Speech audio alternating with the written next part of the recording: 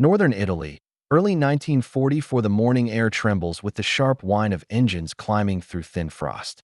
A pair of silver twin-boom fighters cuts across the Alps, contrails etching white scars into a blueless sky.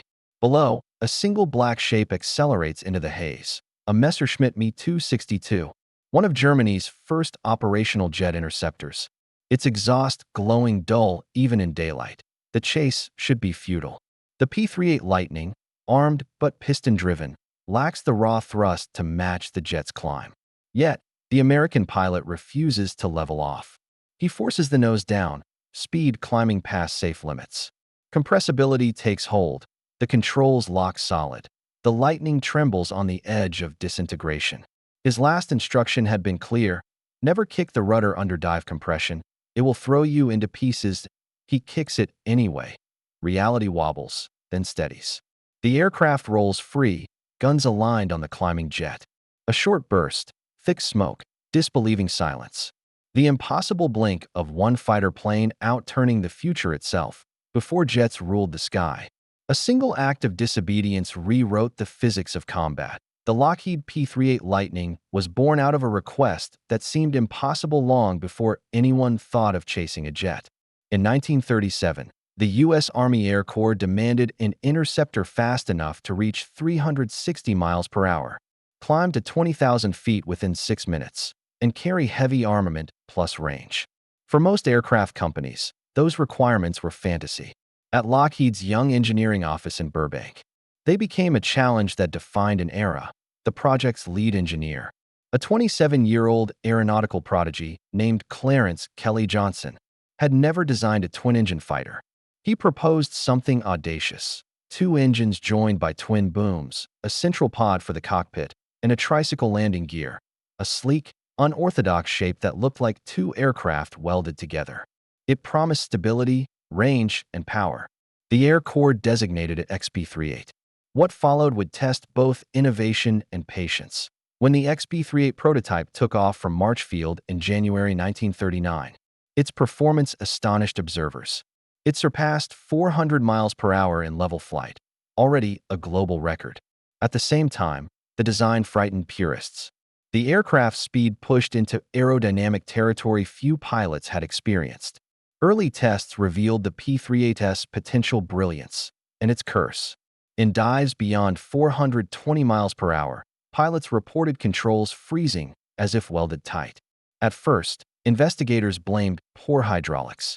In truth, the Lightning had become one of the first aircraft to encounter compressibility, a still mysterious phenomenon where high-speed airflow caused control surfaces and tailplanes to lock in place. That Lockheed's engineers discussed shockwaves in sketchbooks, but the physics were barely understood. Johnson warned the issue would worsen as the Lightning approached transonic velocities. The Air Corps pressed ahead regardless. With war exploding in Europe by 1939, any edge in speed outweighed theoretical danger. Production accelerated in 1941 after America's entry into the war. The P-38 was unlike anything else in the U.S. arsenal.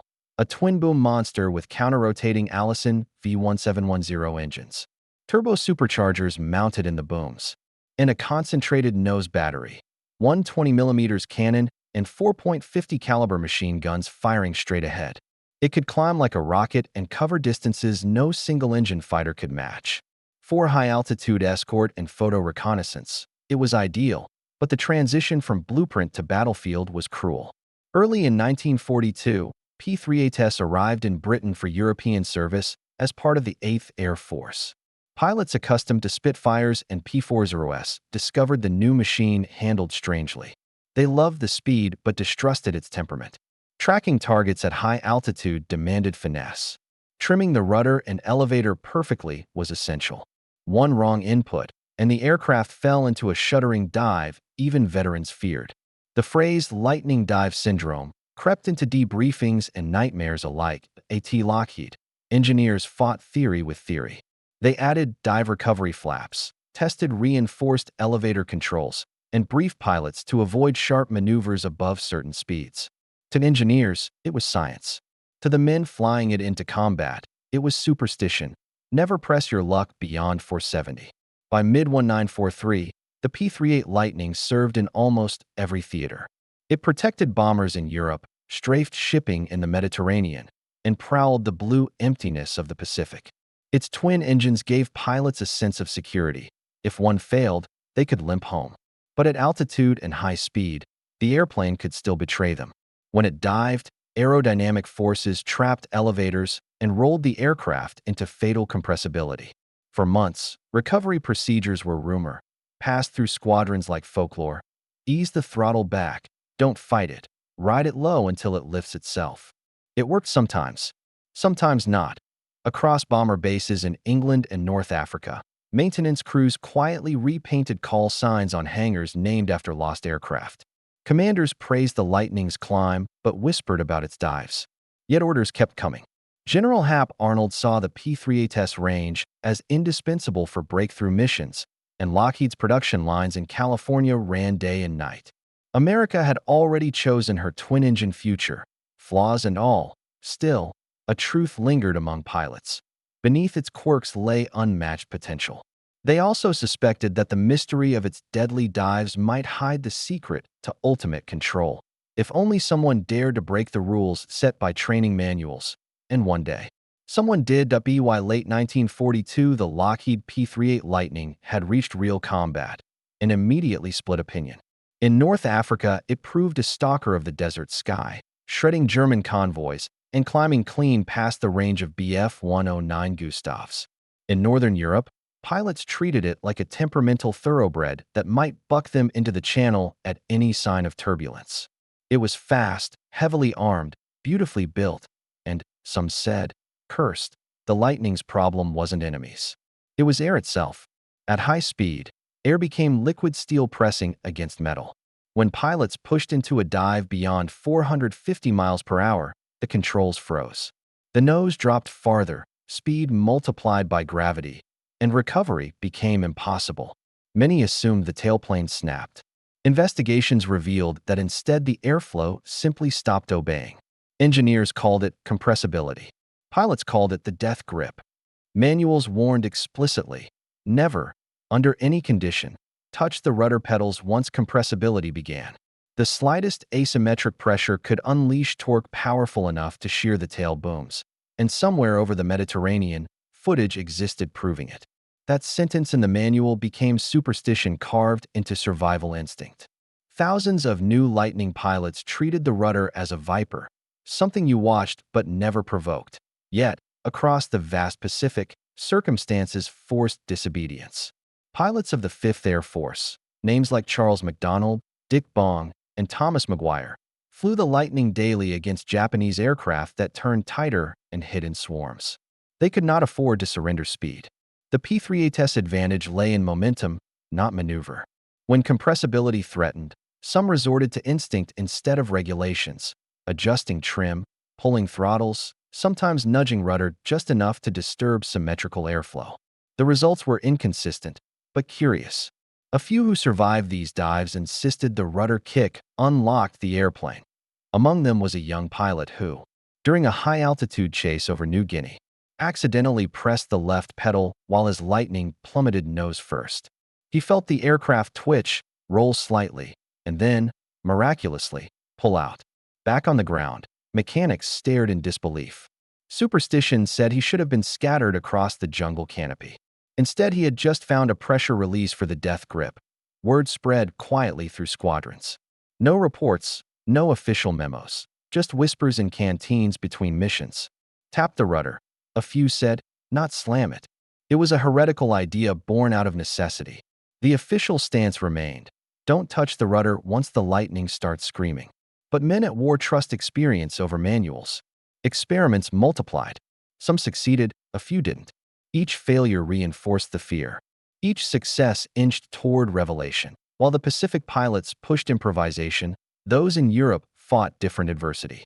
Operating in cold air over France and Italy, they discovered compressibility struck earlier, sometimes below 420 miles per hour.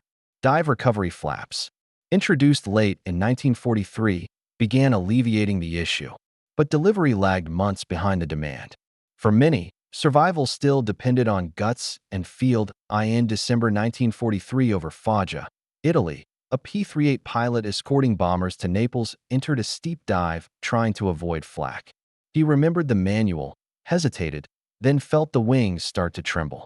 He kicked the right rudder slightly, only slightly. The Lightning rolled, leveled, and recovered. On landing, his squadron leader called it luck. The crew chief called it madness. Both wrote it quietly into their logs. Meanwhile, Lockheed engineers back in Burbank reviewed combat notes trickling home. They couldn't yet explain why a rudder nudge seemed to free locked controls, but the data intrigued them. Some speculated that differential airflow across the twin booms disrupted the shock boundary, restoring elevator authority for a split second, long enough for recovery. It was mechanical heresy birthed by pragmatism. And like many heresies, it worked at BY Spring 1944. The P-38 had earned grudging respect across fronts.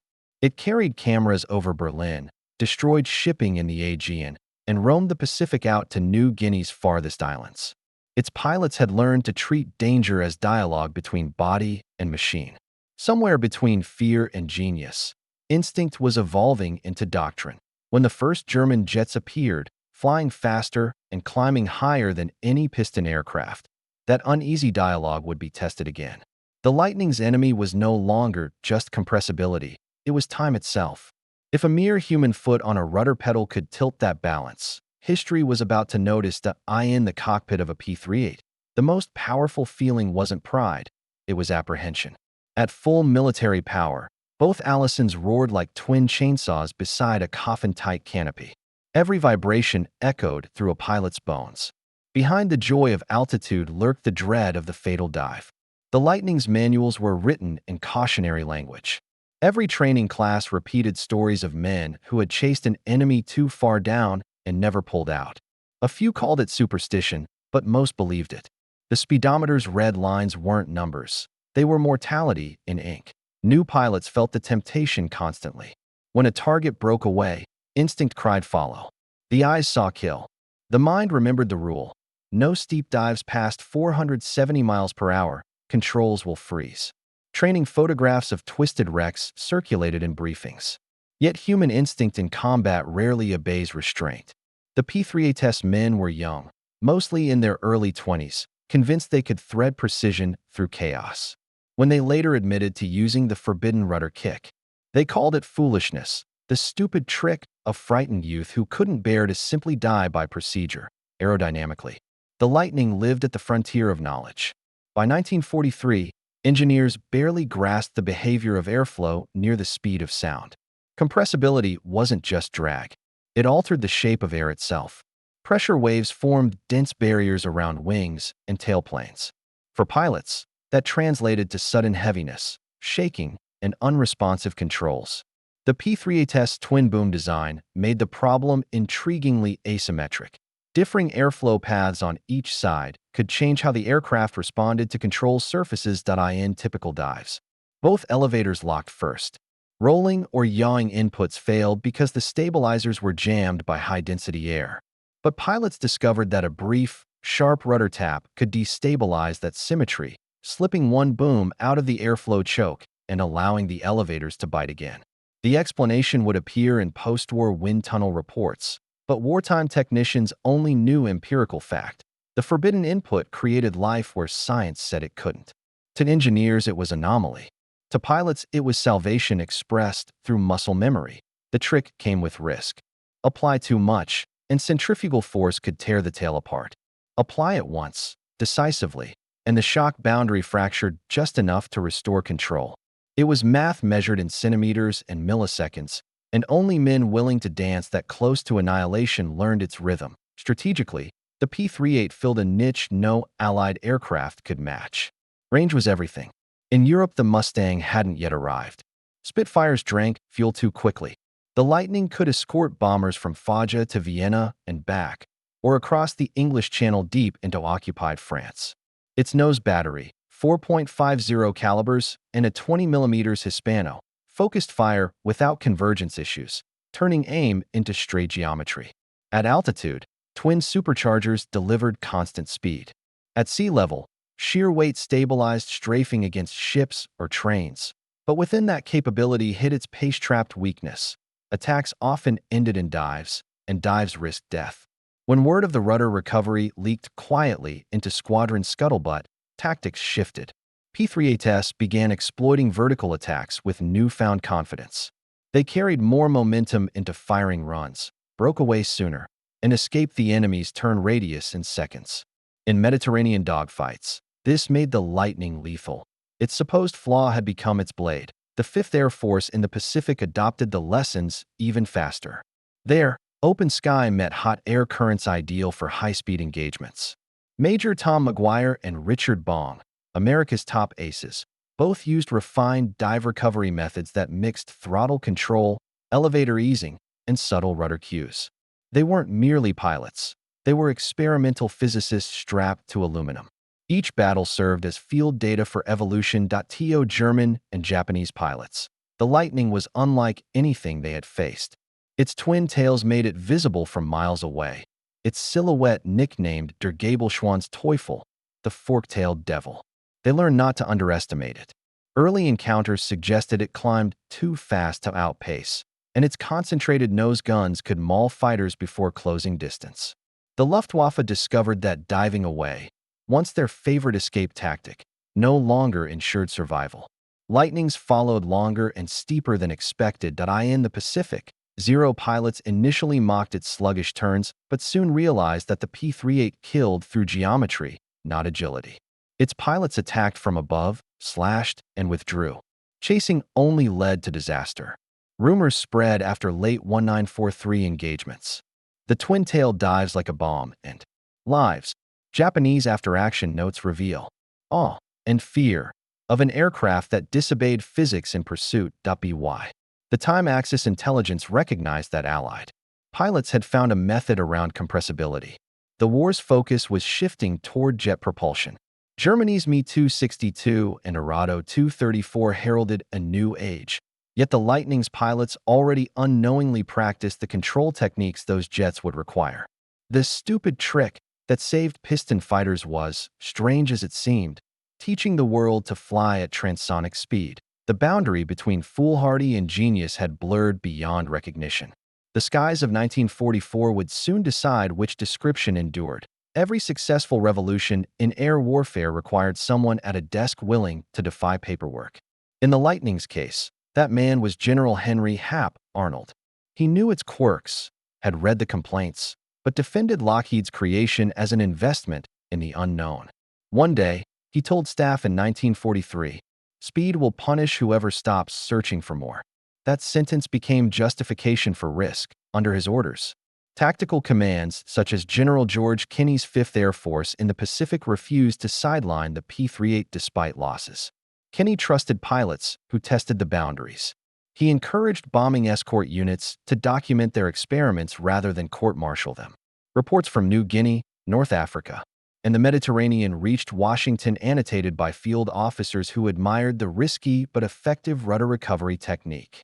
Instead of suppressing those notes, Arnold classified and forwarded them to Lockheed for study. It was a remarkable moment, the military's most tradition-bound branch allowing experimentation during combat, not just after. This balance between command control and pilot instinct separated the Allies from their adversaries. Where Nazi Germany suffocated innovation under hierarchy, the U.S. Army Air Forces turned fear into data. By 1944, memoranda used phrases once unthinkable in doctrine. Pilot feel-based override procedures. Behind the bureaucratic wording hid an acknowledgement that guts and muscle sense could sometimes outpace wind tunnel theory. War usually punishes mistakes. Yet the P-38's greatest leap was born from one. The stupid rudder trick started as an error, a pilot stomping instinctively when his controls locked. Under normal conditions, such input would have disintegrated the airframe. But within that fraction of chaos lay a truth everyone had overlooked. Human imperfection, amplified by desperation, revealed how a complex physics problem behaved in life rather than in textbooks. That there's quiet elegance in that irony. Lockheed's engineers had built an aircraft that demanded mathematics beyond their reach, filling the unknowns with structural strength. Pilots then supplied intuition where formulas failed. Together they groped across the frontier, dividing craftsmanship from science. Their success wasn't noble in a romantic sense. It was functional, raw, and utterly human. In the crucible of attrition, survival itself became invention. That mindset spread through Allied aviation culture. Instructors began treating mistakes differently, as signals, not sins. Training films included case studies of near-fatal incidents that ended in discovery. At Lockheed's Burbank plant, engineers pinned handwritten quotes from field pilots beside drafting boards. One read simply, "She talks if you listen." Technology had found its voice. Humanity had learned to stop talking long enough to hear it. Within the Luftwaffe High Command, reports of lightning capabilities sparked tension. Colonel Walter Grabman, overseeing fighter operations in Italy, filed a summary in early 1944 stating, "Enemy twin-engine fighter can maneuver beyond theoretical limits." His superiors dismissed it as exaggeration. German science insisted a locked elevator meant disintegration, no exceptions. Even after inspection of downed P-38 wreckage suggested heavier tail reinforcement, engineers insisted the Americans were lying about high-speed recoveries. For ideologues obsessed with superiority, accepting that an opponent had conquered their own presumed domain of precision was intolerable. Japanese command reached similar denial. Operational planners in Rabaul initially believed pilots' accounts of P-38s pulling out from near-vertical dives were confusion between two models. Only after Captain Yasunori Ozawa performed a test dive in a captured P-38 did reports change. He described buffet onset, shockwaves trembling through the stick, then a slip that freed the controls. His summary concluded, "American aircraft has discovered technique we cannot replicate without destruction." Respect replaced arrogance. But by then, fuel shortages and overwhelming Allied production made imitation impossible. The Lightning story mirrored the society that produced it. American industry prized problem-solving over perfection. Mistakes were corrected, not buried. In factories, riveters improvised fixtures, machinists tested alloy tolerances, and public posters celebrated invention more than obedience. The same mentality flowed toward pilots thousands of miles away. They flew experimental aircraft not merely as warriors, but as practical engineers in leather jackets. To them, every malfunction was an invitation. It was that culture that allowed knowledge discovered by fear, like the Rudder recovery, to spread as shared utility instead of isolated miracle. WWII 1944. This mindset yielded dividends beyond the Lightning. Dive flap innovations appeared on Thunderbolts, trim control systems were adapted for Mustangs, and early jet projects borrowed the very data recorded by P-38 squadrons. The age of intuition-trained pilots was giving birth to the age of data-driven flight. But the bridge between them, the moment one man chose to press his foot where no one dared, remained singular. The lessons of courage, leadership, and the virtue of error met their test soon after. Against a weapon history still remembers for changing the future, Germany's jet. And in that encounter, every rule, every fear, and every ounce of human improvisation would converge at Transonic Edge, northern Italy. May 1944 to Allied air power had become relentless. From bases at Foggia and Corsica, bombers pounded German supply lines feeding the front in Anzio and Cassino. Over these same corridors flew the 82nd and 1st Fighter Groups, Lightning squadrons tasked with keeping the sky clear. For the roaring formations of B-17S and B-24S, German, flak no longer frightened the pilots as much as the new shape that sometimes flashed above the contrails, sleek, swept wing, and faster than anything with piston engines. The Messerschmitt Me-262 had entered the war, rarely seen. It appeared like a rumor, a metallic streak among clouds, ascending almost vertically on twin jets. The first reports described impossible speed, 540, then 560 miles per hour. When it struck silently. Its closure rate turned combat into blur. Traditional defensive turns meant nothing. To reach it, Allied pilots would need more than power. They would need a way to outthink physics. On May 25th, a patrol from the 82nd Fighter Group's 95th Squadron was returning from an escort when ground radar warned of fast-moving contacts lifting from Munich. Two P-38s were vectored to intercept over the Po Valley. Cloud layers hung low, sunlight reflecting off lakes like glass plates. Above 20,000 feet, the air bit and burned at once. dropping to -30 degrees Celsius. The lead pilot.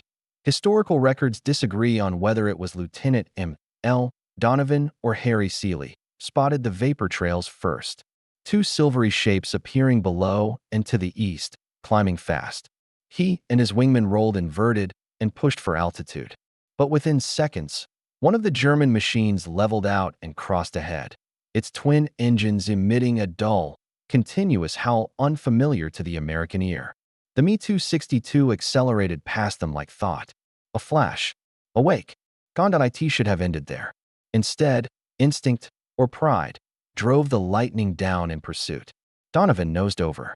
The altimeter needle spun. The airspeed gauge approached 490. He felt the stick stiffen, then freeze. Compressibility. He knew the rule. Throttle back. Wait. Pray. But he remembered something whispered across briefing tables. The tap. The stupid rudder trick. He moved his foot lightly. Once. Right pedal. Instantly the aircraft shuddered, rolled 10 degrees, and for one terrifying instant threatened to snap. Then, miraculously, the elevator responded.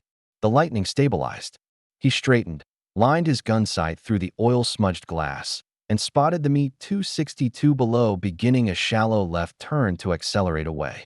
The probe indicator aligned, speed 530 miles per hour, an edge between survival and oblivion. A 2-second burst from 4.50 calibers and a 20mm cannon. The tracers vanished ahead like thrown sparks, and then an explosion. Pieces flared from one of the Me-262's engines, trailing dense smoke. It tried to climb, but the damaged turbojet choked. The German pilot pulled up too hard. The plane snapped right, rolled, and plunged. Observers on the ground later reported a thin spiral of fire descending behind a distant ridge south of Verona. They never recovered remains. On combat film, the short 16mm strip preserved at archive. The final frames show a plume drifting like a cigarette ghost through cloud. The U.S. Army Air Force's after-action report described it blandly. Enemy jet aircraft destroyed by P-38 in dive recovery engagement. In the cockpit, Donovan's relief was mixed with disbelief. His controls shook loose again, the stick now responsive, speed falling through 400. He eased up, climbed back toward formation. His wingman, who had followed partway down before breaking off, watched the recovery and muttered into the radio. Crazy bastard did it on the rudder. If the transmission reached anyone else. They were too stunned to reply.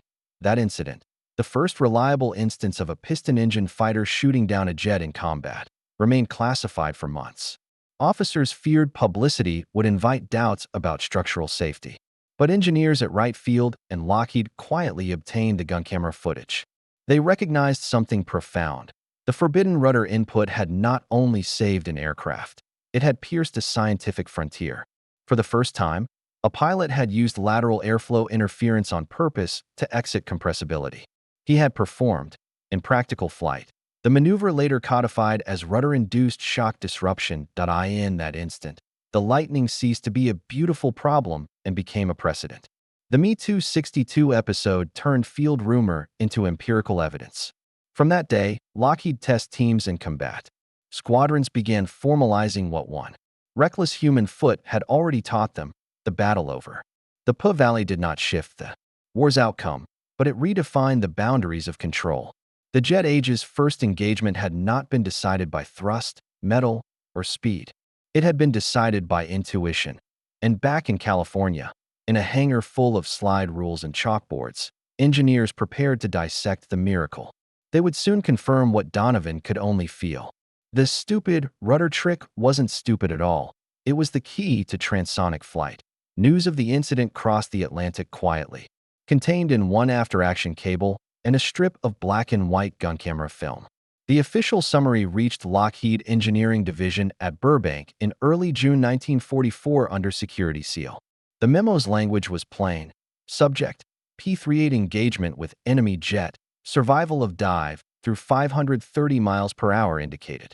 Control response affected by rudder activation. Kelly Johnson, his collar perpetually open and his notepad smeared with graphite, read it twice.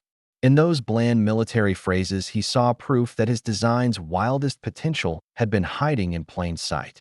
The lightning hadn't beaten compressibility. A human had. Lockheed immediately reconstructed the event on its experimental airframe AF-4268008 at Muroc Dry Lake. Test pilot Tony Levier was briefed to replicate the dive exactly as described. Entry at 25,000 feet. Power on, shallow angle into a vertical, push past 500 miles per hour. Then rudder input of no more than 5 degrees. Instrumentation bristled across the cockpit. Pitot tubes, strain gauges, and an experimental high-speed camera set behind the tailplane at T 503 miles per hour. Levier felt the controls stiffen. At 512, the stick locked. He tapped the pedal. Film later showed a shimmering boundary of condensation leap from one boom to the other, like fog driven sideways by wind.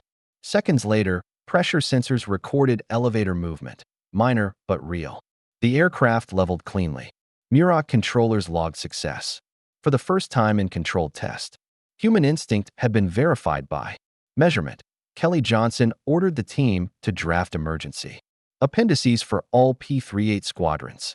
Revised dive recovery using slight rudder flutter to destabilize airflow, immediately followed by throttle reduction. And while those updates crawled through bureaucracy, pilots on the front lines had already adopted the practice on their own. In Mediterranean briefings, officers no longer whispered about this stupid rudder trick. They called it the kick. Exercises formalized the kick as last resort procedure. Informal use made it everyday habit. When technicians at Wright Field reviewed printed data from Lockheed's trials, they detected another revelation. The rudder's interference didn't simply jolt the aircraft free. It momentarily shifted the shockwave downstream, relieving pressure on elevators. In effect, the P-38's twin fuselages acted like tuning forks, resonating air in harmony. For years, engineers had guessed that asymmetry at high speed was fatal. Now they learned it could also be salvation. WWII late summer. Lockheed and the USAAF incorporated this discovery into production changes for the P-38L, adding small dive recovery flaps under each wing and enlivened rudder springs to give feedback before lockup. A once disliked fighter was reimagined as the forerunner of supersonic control research. Wind tunnel diagrams once belonging to the crisis folder, labeled compressibility damage, now formed the root of the Air Technical Command's new program, Transonic Research.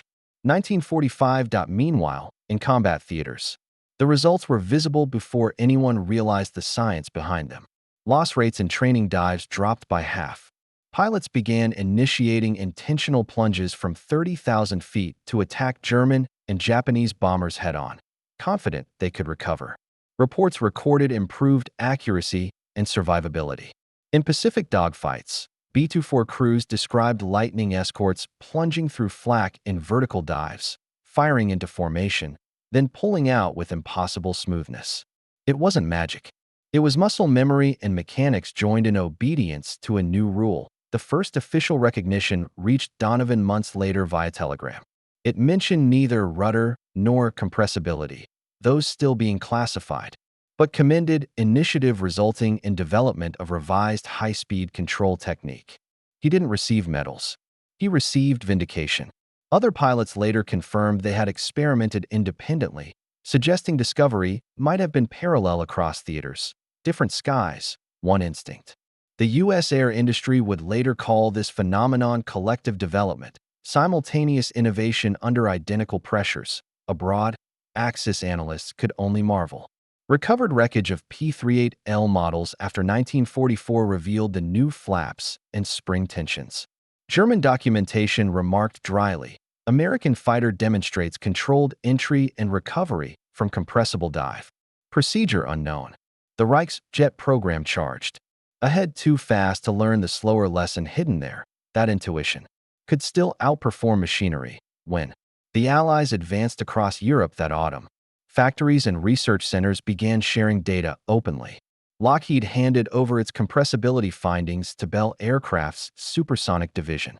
By war's end, those equations, born from one desperate act above Verona, became fundamental to the design of the Bell X-1, the rocket plane that would officially break the sound barrier 3 years later.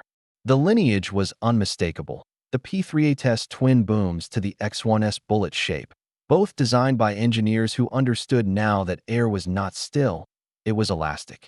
They would later joke, "We crossed Mach 1 thanks to a nervous foot." In the field, pilots felt vindicated for every reprimand they'd ever risked. During informal briefings, they shared the story, passing around tissue prints of the Faja gun camera frames. The smear where the Mi-262 disappeared looked ghostly, almost abstract. To them, it wasn't art. It was proof that courage could be analytic, that luck could be logic misunderstood. Within months, "kick gently" became an accepted maxim within lightning groups from Europe to the Philippines. For the first time, daring was not the enemy of discipline, but its instrument. What began as a superstition whispered in mess halls had become the hinge of aviation's future.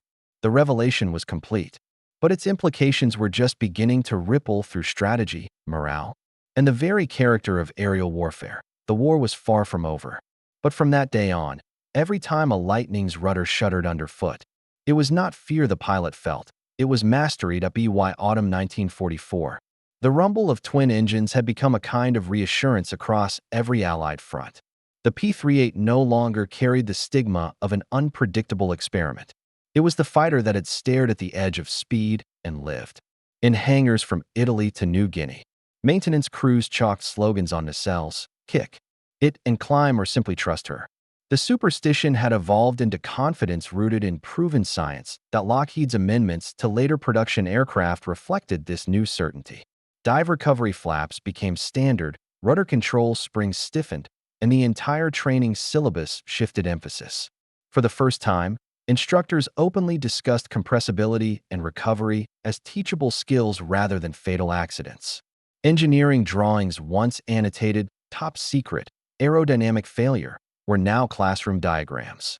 The same sketches that had warned "do not use rudder below 25,000 feet" were restamped in case of lockup. Tap rudder and recovered at T. Wright Field in Ohio.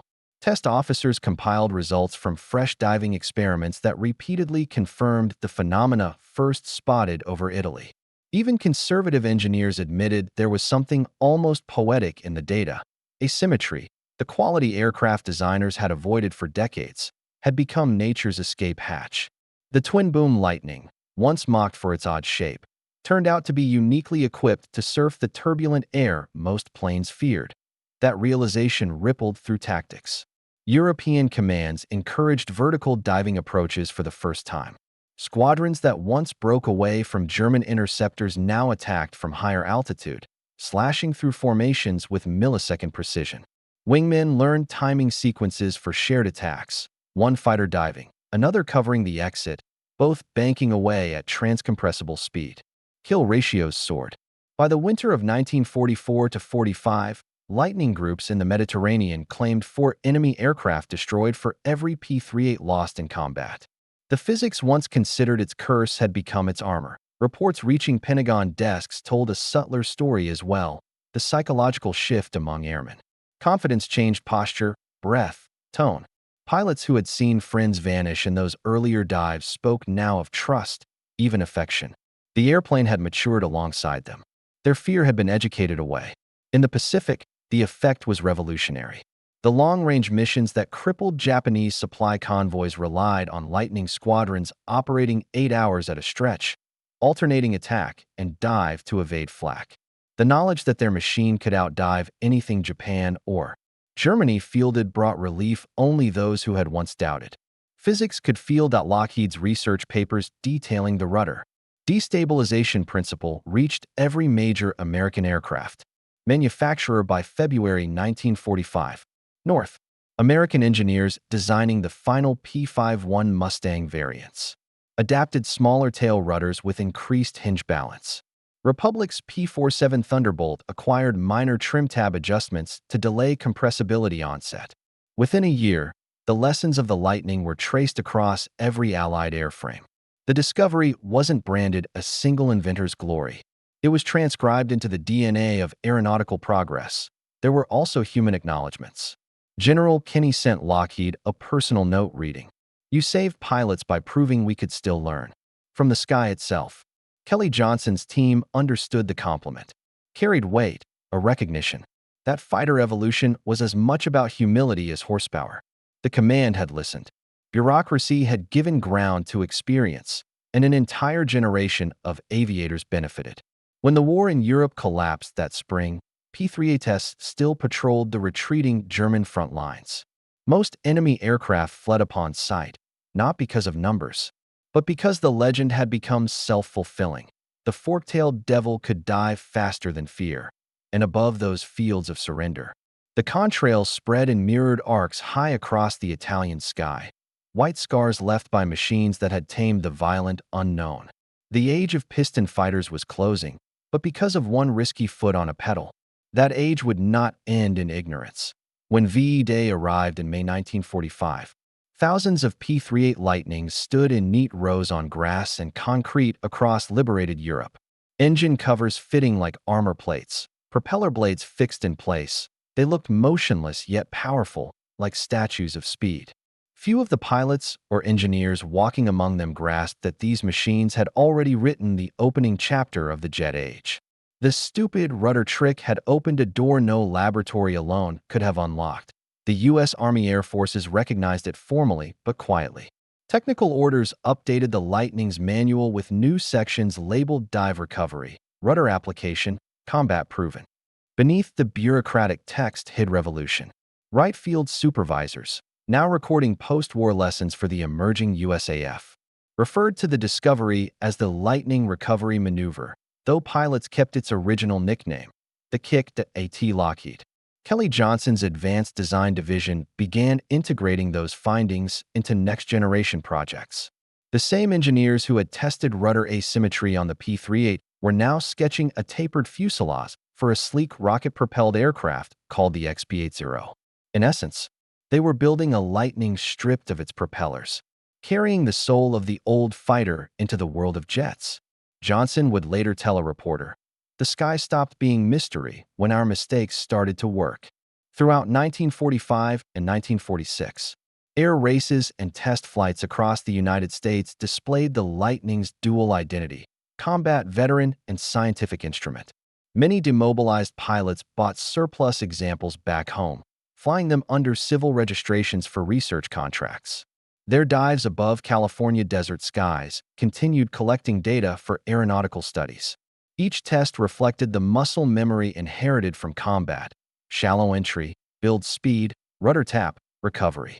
A ritual once whispered in fear had become a professional standard. Abroad, captured Axis scientists studying Allied technologies were astonished to find that America's path to transonic flight had emerged not from theoretical labs, but from cockpit improvisation. Hans Mutka, a Luftwaffe jet pilot later claiming to have briefly exceeded Mach 1, admitted in interviews that the Lightning's operational lessons achieved in battle what we only just treated as equations. It was, in every sense, the engineering of courage for the men who had flown the twin-boom fighters in war. The transition to peacetime felt uneasy. Acceleration had defined them. Silence unnerved them. Yet many found work as test and research pilots at Muroc and Edwards Air Base, guiding aircraft that owed their very stability to the experiment they'd once feared to repeat. When Chuck Yeager and the Bell X-1 program eventually broke the sound barrier in 1947, several former P-38 flyers watched from ground crew and telemetry stations. They recognized sensations Yeager described: controls locking, tail buffeting, sudden release, as memories from their own dives years earlier. Yeager himself later remarked that he'd studied everything the Lightning boys had written down before attempting those supersonic flights. He credited them for turning mysticism into procedure, guessing that every jet in the air today owes a debt to somebody who once kicked the rudder by mistake. By 1949, the P-38 was largely obsolete. Jets patrolled skies once too high for propellers. But the Lightning's ghost remained in design blueprints, in NASA's early transonic charts, and in the muscle instincts of pilots taught never to fear a dive again. Even the F-104 starfighter, Kelly Johnson's supersonic masterpiece 2 decades later, carried in its engineering the echo of that revelation: stability through asymmetry. A direct descendant of a so-called stupid ACT.IN museums today, the Lightning looks bulky beside needle-nosed jets, but its legend holds something finer than elegance. It is proof of aviation's most haunting truth, that moments of blind survival can define scientific law.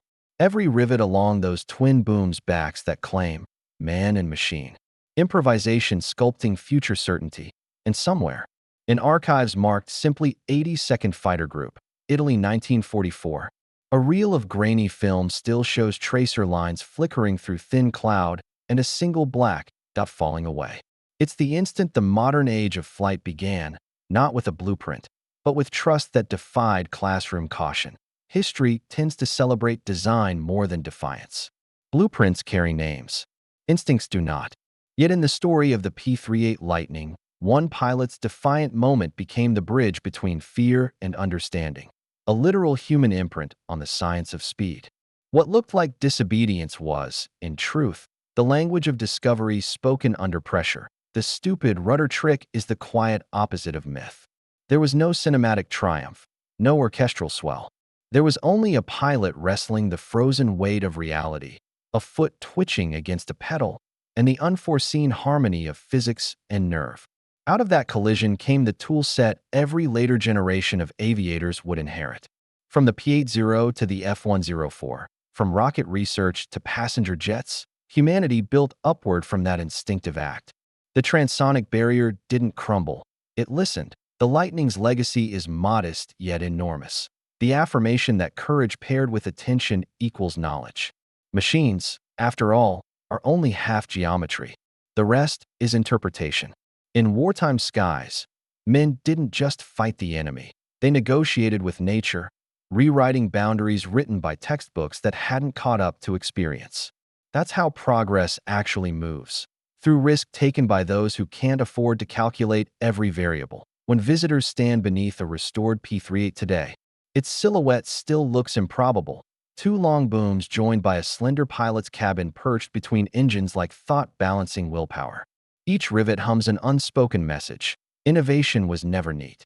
It was noisy, frightening, and often misunderstood. But it worked. Before computers measured airflow and simulators predicted danger, a single heartbeat under pressure could change the mathematics of flight. In 1944, that heartbeat belonged to a pilot with no time to think and everything to lose. He kicked the rudder. The aircraft obeyed. The sky opened. And from that instant forward, humanity stopped falling and started flying faster than fear. If you like the video, hit like, share your thoughts below, and subscribe for more real WWII stories every day. Thanks for watching.